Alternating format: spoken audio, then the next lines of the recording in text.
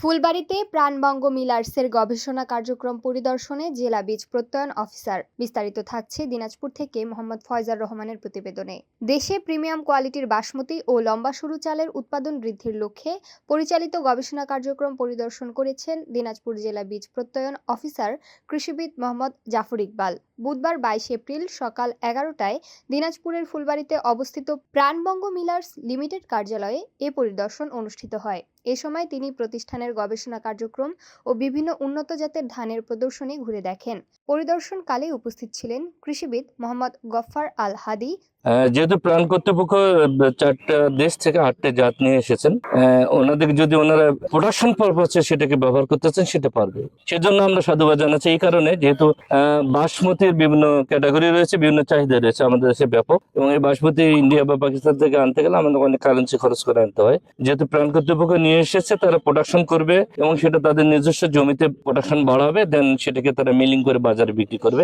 সেটা তারা অনায়াসে করতে পারবে, এতে আইনগত কোনো বাধা নেই। কিন্তু বীজ পারপাসে এটা সম্ভব হবে না। বীজ করতে গেলে তাদেরকে ধান নিয়ে এসে তাদেরকে লাইন ডেভেলপমেন্ট করতে হবে এবং বীজ প্রত্যয়ন এজেন্সির মাধ্যমে সেটাকে ডাস্ট টেস্ট করতে হবে। এরপরে 2 বছরের মাল্টি লোকেশনে ট্রায়াল হবে, দেন সেটা বীজ হিসেবে যদি বিবেচিত হয়, রিকমেন্ডেশন পায়, দেন বীজ হিসেবে মার্কেটে আসবে। ফুলবাড়ী উপজেলা কৃষি কর্মকর্তা মোহাম্মদ সাইফ আব্দুল্লাহ মুস্তাফিন।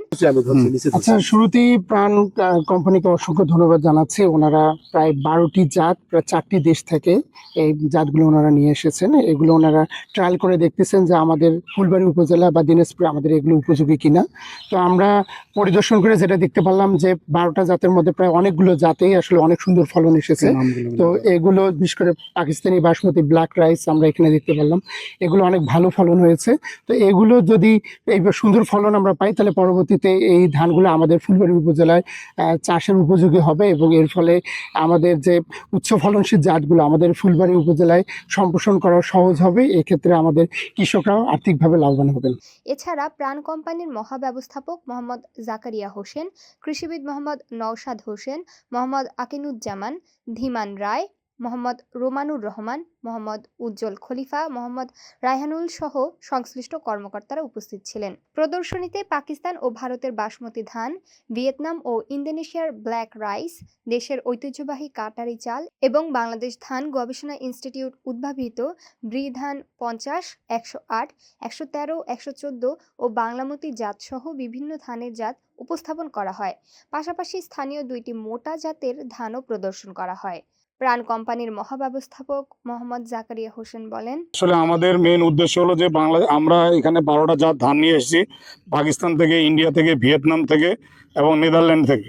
তো আমরা এই জাতগুলা নিয়ে আসার উদ্দেশ্য হলো যে আমরা এখানে প্রথমে নিয়ে আসছি যে আমরা আমাদের আবহাওয়ায় এই ধানগুলো হয় কি না। যেহেতু আমরা পাকিস্তানি বাসমতিটা পাকিস্তান থেকে আমাদেরকে নিয়ে আসতে অনেক চড়া মূল্যে, ইন্ডিয়া থেকেও নিয়ে আসতে অনেক চড়া মূল্যে, একদম ডলার রেটে। সেটা যেন আমরা এখানে আমাদের দেশে করতে পারি, তাহলে আমাদের আর বিদেশ থেকে চালটা আনতে হবে না। দেশে প্রিমিয়াম কোয়ালিটির বাসমতি ও লম্বা সরু চালের ঘাটতি পূরণে প্রাণবঙ্গ মিলার্স লিমিটেড নিরলসভাবে গবেষণা কার্যক্রম পরিচালনা করছে। তিনি আরও জানান, বিদেশি বাসমতি চালের উপর নির্ভরতা কমিয়ে দেশীয় জলবায়ু উপযোগী উন্নত জাতের ধান চাষ সম্প্রসারণই তাদের মূল লক্ষ্য। পরিদর্শন শেষে অতিথিরা এই উদ্যোগকে সময়োপযোগী উল্লেখ করে দেশের খাদ্য নিরাপত্তা ও কৃষি উন্নয়নে এ ধরনের গবেষণা কার্যক্রমের গুরুত্ব তুলে ধরেন।